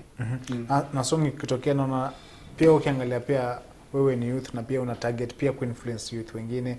So una modify aje pia music yako ndio ikae relevant pia kwa wale youth na pia hata watu wengine wakisikia hata wenye si youth pia wana relate na ngoma zako. Una modify aje ngoma zako ili upate kila mtu anaweza zielewa? As in mimi ni first nikiandika wimbo mimi sana nakuaga into urban sana kwa sababu yes ni urban, lakini utapata nikipata hiyo idea na jaribu na as in naileta kimimi sasa hiyo style yangu naifanya yenye mama akisikia hiyo wimbo itambariki na kijana akisikia wimbo itambariki. So nikipata tu idea maybe kama hiyo Selina, utapata song kama hiyo niliandika kulikuwa na experience pale that unaweza kuwa unapitia shida mingi, unapitia nini maybe mlikuwa sawa kwenyu and then ukapoteza kila kitu, but at the end of the day kuna God mwenye yako na wewe. Huyo sasa ndo babako wa kwanza mwenye yako na wewe. Hawezi kuachilia. Yesu umepoteza wazazi, umepoteza kila kitu, lakini at the end of the day unapatana na Mungu sasa. Na Mungu anachange maisha yako kwa sababu God yako. So najaribu sana as in nisikuwe tu naguza vijana sana, pia niguze wazee na wamama na kila mtu aridhike na muziki wangu. Yeah. Kuongelea muziki wako tuongelee wa kuinuliwa. Ngoma pia umefanya. Na tuambie kuhusu wa kuinuliwa. Wa kuinuliwa ni idea ilikuja, nakumbuka nilikuwa church and then kukua church nikadiscover talent, because mimi upenda kudiscover sana talents. Nikiona msanii anaimba vizuri sitakai nimwache hata kama ana do nini, najaribu namshikilia penye mimi naweza namshikilia. Juu pia mimi ni producer, like niko na studio, so najaribu pia naangalia kama kuna talent mahali naishika. So kuna msichana mwingine anaitwa Shalom Jaela kwa shule sahi ndo ako form 3. So alini approach akaniambia, bro niko na hii talent but sina venye naweza, sina hiyo nguvu yenye venye, yani sina hiyo nguvu ya ku inaitwaje kunifanya niweze kuinacha. So nikamwambia hebu niimbie. Akaniimbia, nikamsikia sauti yake hivi nikaona ako sawa. Alafu pia anakuza praise and worship, so nikaona ako sawa. So tukapanga session naye, nikapanga naye, nikamwambia wewe ndio utafuta idea yote niko nayo and then ukuje studio. Na sasa ndio alikuja na hiyo chorus. And then sasa kukuja na hiyo chorus mimi nikaitengeneza ikakuwa hivyo. Na wenye alikuja nayo pia hiyo wimbo pia ilinibariki. So wa kuinuliwa. So akakuja nayo and then tukaanzia hapo, nikasikiza, nikaunda beat hivyo kumaliza. Tukaendelea tunayo hivyo, wimbo ikakuwa wimbo. Na kabla tulishapewa kuinuliwa, umetaja Shali sio? Umefanya collab na yeye kadha. Nimefanya naye wimbo mbili sasa hizi kwa YouTube. Sasa hiyo ni part of projects yako pia ya kunacha talents ama una intend kufanya more going forward, ama Ni hiyo tu. Actually ni project yenye niko nayo. Kuna label tumeanzisha but si ati ile ya kufinyilia wasanii, ile tu ya kusupport. Inaitwa Fresh Sound Records. Iko yenye saa already nishapata wasanii wa 6. Already nishapata wasanii wa 6 na Shalom is the part of the artist, na huyo ndo msanii wangu wa kwanza yenye nilimwachilia sasa sasa amejulikana sasa. So hiyo ni project yenye niko nayo na so far so good, inaendelea poa. Umekuwa specific ukasema ni kusaidia wasanii, si kufinyilia wasanii. Kujua kuna ile ati unaweka contract nini mambo mingi, unakuta umefinya msanii, yani hata kutoka ni ngumu. Yani kwetu anakuwa na freedom tu, akitaka kufanya hivi, akitaka kufanya hivi atumzui. Support. Nafikiri tufanye wa kuinuliwa ndo tusikie pia Shalom anaimbaje, na pia tufanye wa kuinuliwa, sio? Twende kazi.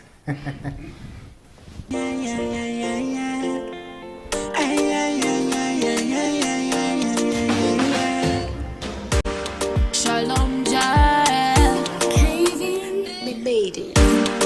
Mambo yote wewe unafanya, matendo yako yote ya ajabu, kila siku wanishangaza, wema wako wa ajabu, sifa zako kweli ni nyingi, utukufu wote ni wako. Wewe ni Mungu, wewe ni Baba, unatawala milele, wa kuinuliwa ni wewe. Unatawala, tawala, unatawala, Yehova tawala, maisha ni tawala. Sijamona mwingine kama wewe, Alfa na Omega ni wewe, wa kuinuliwa ni wewe, hakuna mwingine kama wewe. Hata ile siku nilipokuwa akiana ni Mungu uliniponya, yule wa kitambo, wa zile enzi Mungu wa Musa bado yupo, wa kuabudiwa ni wewe. Wewe ni Mungu, wewe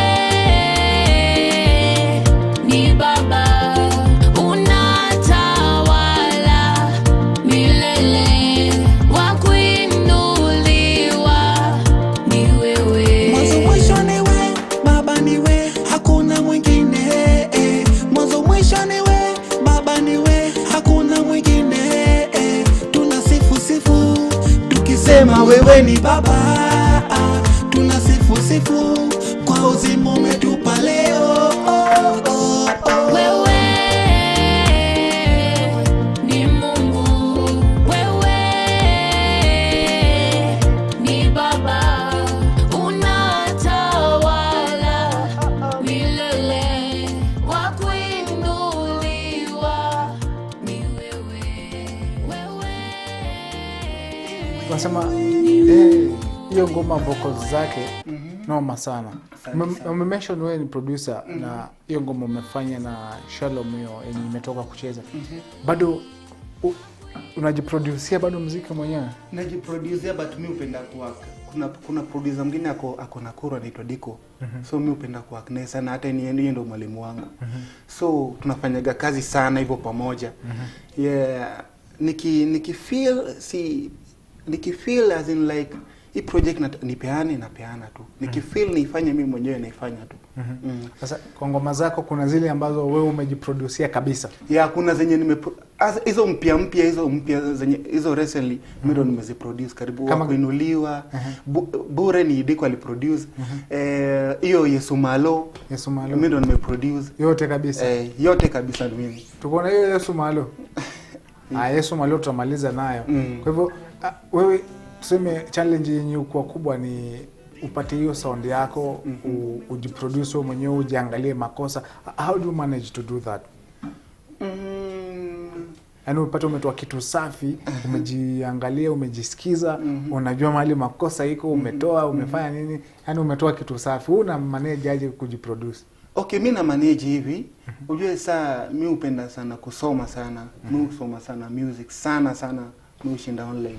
So unapata saa zingine nimefanya song, nishamaliza kufanya song tu, nimemaliza kila kitu.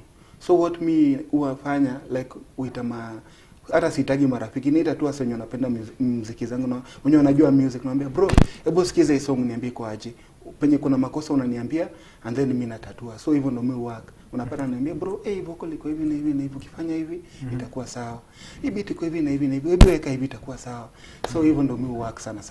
So nakuaga tu na team yenye wananiambia kuko hivi na hivi na hivi na hivi. So napata inakuwa rahisi. Timu yako ikuangusha. Hainiangushi kabisa. Ungekuwa kuangusha hapa tungekuwa tumekuambia roho safi. Ungekuwa umeshaniambia already hii song si poa. Hiwezi. Tuongelee, unajua kuna challenge pia za wasanii pia my youth pia kufanya muziki. Wewe kama msanii for the few years or the many years that you umefanya muziki kuanzia wakati ulitoa ngoma ya kwanza na all through to 2023, wewe kama msanii muziki imekufunza nini? Kuna lessons mingi sana kwa music. Kama kwanza msanii mwenye anaanza unapata like saa zingine ukianza watu hawajakuaminia vile, watu wanataka uprove. Unapata pia saa zingine challenge inatokea kwa familia. Maybe uko shule, unataka kufanya music, wazazi wanataka usome. Unaona? Hizo ndo challenges ziko. Alafu pia ile lack of ile unapata saa zingine pia unapata kwa hiyo industry yenye unaingia wasanii wapendani. Maybe kuna group fulani wamejitenga, kuna group fulani. Hizo ndo I think ni vitu zenye zinafanyaga sana, challenges zenye ziko zenye naona wasanii wengi pia wamepitia na pia wamegive up, wengine wameacha, wanaona. Alafu pia ile kukosa do, unataka urekodi una do, unataka ushoot una do, unataka uvae vizuri, unapata ni challenge. Unaona? Na nadhani hizo ndo vitu zenye zinafanya wasanii wengi wana give up. Yeah. Hizo challenge. Lakini muziki imekufunza kuwa mvumilivu. Tuongelelee mvumilivu. Yeah. Tuongelelee ngoma yako Bure. Tuambie kuhusu Bure. Bure actually ni ngoma nilifanya last year. Nilikuwa kwa EP, kuna EP nilifanya ilikuwa inaitwa Baba Ni Wewe. So Bure ni song idea tu nilipara tu. God alinipewa idea cause unapata like sisi binadamu tunasawigi Mungu. Tunadhani ati sasa ukiwa na ukiwa na hizi vitu nini, and whatever, huko sawa. Lakini watu wanakosa kukumbuka that Mungu ndio kila kitu. Yeah, unaweza kuwa na kila kitu lakini bila Yesu yote ni bure. Yote ni vanity. Bila Mungu yote tu ni unaweza kuwa na kila lakini kuna kitu tu, kuna amani tu ingine yenye mtu anakosa kwa roho yake. Yani kuna kitu tu mtu unakosa, yani ile uungu mwenye ile Holy Spirit ndani yako yenye inafai kwenda ndani yako ndio sasa ukwe the whole unakosa. Lakini sasa ukitumainia Mungu na uko na kila kitu wewe uko sawa. Tusikize Bure. Yeah. Tucheze Bure kidogo tusikie naonja aje alafu turudi tukimalizia. Twende Bure. Yote ni bure, yote ni bure vanity. Yote ni bure, kweli ni bure vanity. Yote ni bure, yote ni bure vanity. Yote ni bure, kweli ni bure vanity. Unasaka shilingi eti umesoma uko na digiri na maringo kwa wingi, mambo ya Mungu wewe ufikiri, na majumba makubwa mali ya ulimwengu, na biashara majina makubwa, mambo ya ulimwengu, na majumba makubwa mali ya ulimwengu, na biashara majina makubwa, mambo ya ulimwengu. Siko kabisa, siko mimi siko. Yote ni bure vanity. Yote ni bure, kweli ni bure vanity. Yote ni bure vanity. Kali sana. Kwa sababu naambiwa tuko na dakika kidogo hivi, nataka tuongelee, unajua naambiwa umetoka Las Vegas. Nakwambia Nakuru. Nakuru. Bwana umejaribu bwana. Ni Mungu tu, yani kusukuma tu gospel iende tu. Unafanyia muziki nje ya Capital City penye unajua muziki na watu wanapenda kufanya sana muziki Capital City, that is Nairobi. Wewe kama msanii kufanya kazi Nakuru pia na mtaa yenye unaishi iko aje? Mtaa kama kawaida tu. Unapata like ni ngumu ni rahisi. Sababu kupatia ngumu ni that wasanii ile kusupport yani imekuwa ngumu. Unapata maybe una push, maybe wenye wanakonea gere, unaona yani wanakuchukulia tu poa, wanaona unajisukuma tu lakini hakuna kwenye unaenda. Lakini at the end of the day unapata kuna maybe wanadhani una compete now. Lakini wewe mimi nasemaga actually kwa gospel niko na story yangu yenye nilifanya niweze kuimba gospel. Na hiyo jina Miracle iko na meaning yake kwa maisha yangu. Kwa sababu Mungu sasa singekuwa like sasa singekuwa God amenitoa. Alinitoa place nyingine yenye place ugonjwa fulani ilikuwa imeniandama kabisa, ilikuwa inanimaliza. Lakini Mungu aliniokoa. And that's why nika make covenant na God that mimi nitamwambia milele. Nitamtumikia, sitamwacha. So wase wanadhani Miracle ana compete na sisi. Miracle anatupiga kompe, but sasa hawajui that niko to ministry, mimi ile covenant yenye nilimake na God ndo natimiza, cause God aliniponyaga, unaona. After kupitia hiyo stuff ilikuwa 2013, after kupitia ugonjwa malaria na typhoid zikaniandama zikanipiga kichwa, nilikuwa na chizi. Lakini at the end of the day God aliniponyaga, unaona. Na kuniponya na before ndo aniponye nilimake covenant, ngambia God unyaye imenimaliza, either unichukue ama tu ni uniponye. Na Mungu kiniponya mimi nitakutumikia.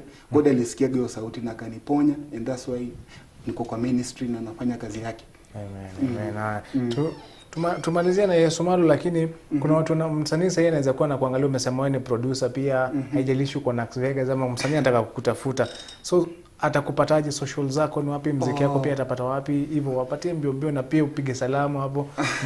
Tumalizie na Yesu Malo kabla watu wakupiga huko Las Vegas. Okay, sawa. So social media ukitaka kunipata maybe kikazi, kuna pale Facebook najiita Kevin Made It, hiyo ni production, and then Miracle Kevin bado Facebook hapo.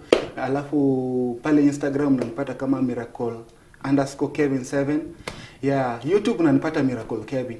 You just DM me, siwezi kulenga.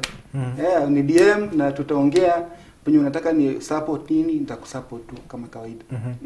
So basi tuambie kuhusu Yesu Malo. Umesema wewe umeproduce ngoma kabisa mwanzo hadi mwisho. Tuambie kuhusu Yesu Malo tukimalizia naye. Okay, Yesu Malo ni song yenye actually hiyo sami ndo niliandika. Nilikuwa tu na idea nilikuwa nataka tu kusifu tu, nilikuwa nataka tu just to praise God. So nikakumbuka hiyo chorus, mimi naishi ni kwa nguvu zako, ndio maana Yesu Malo baba atinyima. It's just a praise song, yani kuambia Yesu mimi naishi tu, mimi naishi sababu yako, yani bila wewe yani mimi siwezi tu, yani mimi hapa niko tu sababu yako, yani ukiniacha tu kidogo mimi kuisha. Sasa ndo just to praise, nilikuwa na pitisha message hivyo. Sasa ndio I think Yesu Malo ni beat niliunda kwanza, and then after kuunda beat nikakuja na hiyo idea hiyo ya chorus, alafu Shalom akatoka shule akakuja akaniwekea chorus, and then nikatafuta msanii mmoja alikuwa anafanya secular, na hope that very soon ataingia gospel, anaitwa Kilundize. Nikampigia nikamwambia bro, kuna project hapa nataka nikamwambia bro unamjua, nikamwambia kuna project niko nayo hapa nataka tufanye, and then akaniambia bro nitakuja studio tufanye kazi, na akakuja tukamaliza, nikafanya kila kitu, ngoma ikakuwa ngoma, nikatafuta video director, tukashoot na tukarelease. Kilundizo mlete tumuombea kwa hivyo. Haya, tumalize na Yesu Malo. Acha niambie viewers pia asante for tuning in. Next week on Friday, same time, same place, different show, different guests, but muziki ni ile. Yesu Malo. Yes, shout out manze kwa kuna mabeshte wangu Nakuru, kuna Pastor Jaoko, kuna Pastor Andrew, kuna Diko Sound beshte yangu, kuna Maria Shiz, kuna ni wengi sana, kuna mambogi yangu ya soko Nakuru, Wakulima Market, wakina Dogo. Hao wote na big up sana, Mungu awabariki. Akina Buton, hao wote nyinyi nimesahau, please manze, msini bana. Yeah, nyinyi wote nawapenda sana, Mungu awabariki. Yesu malo, twende kazi, cheze Yesu malo. Usiwache wanidhulumu. Hapa yote maliza sasa. Usiwache wanihujumu. Unanikosha na baraka zako. Haujawahi niangusha. Hata wakinikulia wako. Naishi juu ya upendo wako. Yesu kifo chako msalabani ulimaliza yote. Mimi naishi ni kwa nguvu zako. Ndio maana Yesu malo, Baba atingi malo. Ni kwa nguvu zako, uwezo wako na favor zako, I'm still alive. This pure love, ndio maana nina shine. Ni pure love, ananipenda walai. Hadi kushuka kupanda kushuka. Mungu nishikilie, na shetani akianza kuniandama, Mungu nizuilie. Kushuka kupanda kushuka. Mungu nishikilie, na shetani akianza kuniandama, Mungu nizuilie. Na uwezo wako Baba, ningewezaje? Umenitoa kwenye bonde, ukaniweka kwa uzima wa milele. Bila wewe sina mwingine, pokea sifa zote. Waliona nikihangaika, wakasema nimechanganyikiwa. Waliona kwa nyumba nimefukuzwa, wakasema kodi nimelemewa. Ila kujua Baba uko nami, na kama meli niko juu ya maji. Umenipa favor, Baba, kwako umenipa favor. Mimi naishi juu ya upendo wako.